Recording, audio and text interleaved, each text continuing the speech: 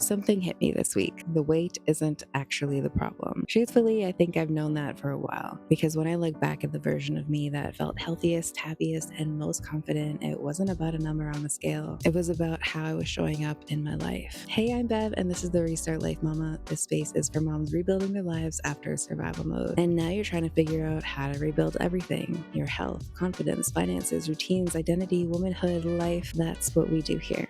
I share the real, messy process of rebuilding, from the healing of your mindset and nervous system to learning how to adult, create routines, and take care of yourself again. And of course, build a life that actually feels good to live. I'm not coming to you from a perfect place. I am on this journey too. After 5 years of rebuilding my own life after it crumbled, I've learned that healing isn't about becoming perfect. It's about learning how to keep showing up for yourself with grace, honesty, and courage. So if you're restarting your life one small step at a time, then you're in the right place. Week 5 of this restart journey has been a bit of a struggle. The girls are in the second last week of school and weather has been hot.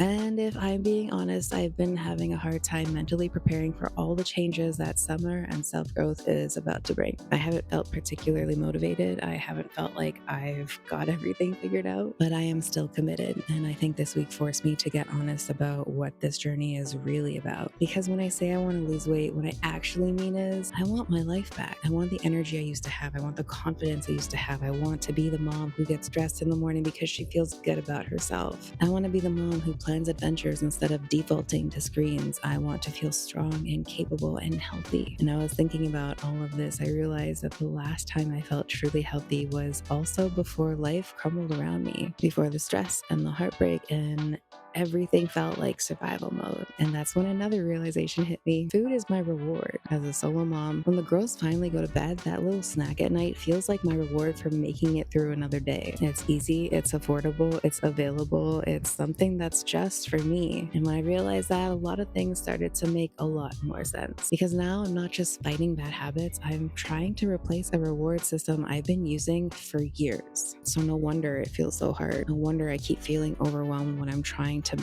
make changes. Honestly, I think my biggest struggles right now are 3 things. First is I'm embarrassed by where I am. I'm the heaviest I've ever been, and that's hard to admit. Second, I'm overwhelmed by all the things I think I need to change. And third, I'm comfortable. And comfort is sneaky because while it's comfortable today, I know if nothing changes, I'll either stay where I am or get worse.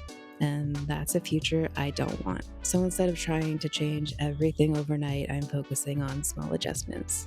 Maybe I still watch a show after the girls go to bed, but instead of snacking, I work on a puzzle or a craft. Maybe forcing myself to eat a giant healthy breakfast isn't realistic, but maybe stacking a few healthy morning drinks to get me through until brunch. Maybe I don't need to become the person who loves long outdoor walks, but I do have a treadmill sitting right beside my desk. Maybe I can move my laptop and get steps in while I work. This week reminded me that change doesn't have to look like someone else's version of healthy. It has to fit my real life. And while my health goals aren't exactly a huge win this week, work definitely was. This week marked 1 full month of posting 1 short form video every single day. And I'm honestly really proud of that. When my videos passed 1,000 views, which is basically viral in my world, I gained followers, I gained confidence, and most importantly, I'm starting to understand my audience better. I'm learning what resonates. I'm learning how to communicate my message. And for the first time in a long time, I feel like I'm building something instead of just thinking about building something. I also had a breakthrough with my products this week. I've been struggling with my course because something felt off.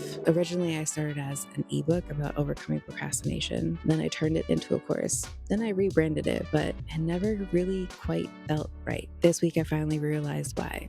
It was too vague. So I renamed it the Restart Plan, Overcome Procrastination. And literally instantly, it felt so much more aligned again. Also, if you're interested in that video course, it's $25 and available in the description below. It's the steps I use to get out of the deep, dark hole of being stuck. And I still use the framework today. I wish there was something that was accessible to me at that point in life when I just needed someone to tell me what to do and how to do it. And so I made it accessible to the mama that's coming up next. And the title finally says exactly exactly what it helps people do. I also realized I haven't been explaining my planner properly.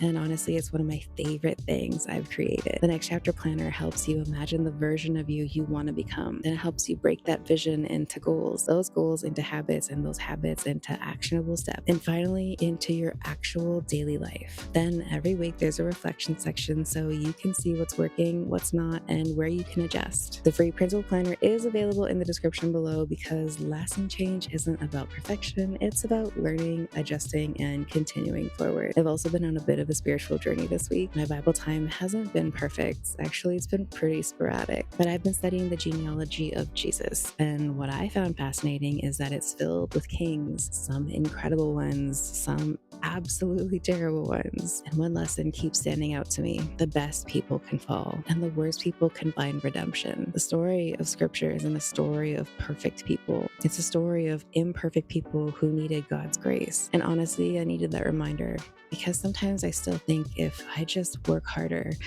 made better decisions, had more discipline, then maybe I'd finally get everything together. But the truth is, I've never been enough on my own wisdom. And thankfully, God's mercy was never reserved for people who had it all together. It's available for all of us. And that's something I'm excited to keep exploring in the next few weeks. The biggest lesson I learned this week is the goal isn't becoming a completely different person. The goal is becoming the person you know you're capable of being. One small decision at a time, one habit at a time, one day at a time. Next week, I'm focusing on clarity. I want to stop feeling overwhelmed by everything that needs to change and instead focus on identifying the few things that would make the biggest difference. Not being perfect and not everything all at once, just the next right step. And I'm curious to see what happens when I remember to give myself permission to keep it simple. I think rebuilding your life happens in those tiny invisible moments, the moments nobody sees or claps for, the moments where you could stay comfortable but you choose to try again anyway. I think that's what rising from the ashes actually looks like. Not one giant transformation, but hundreds of small decisions that slowly build the person you were always meant to be. And this week, I'm choosing to keep rebuilding. I'll see you next week.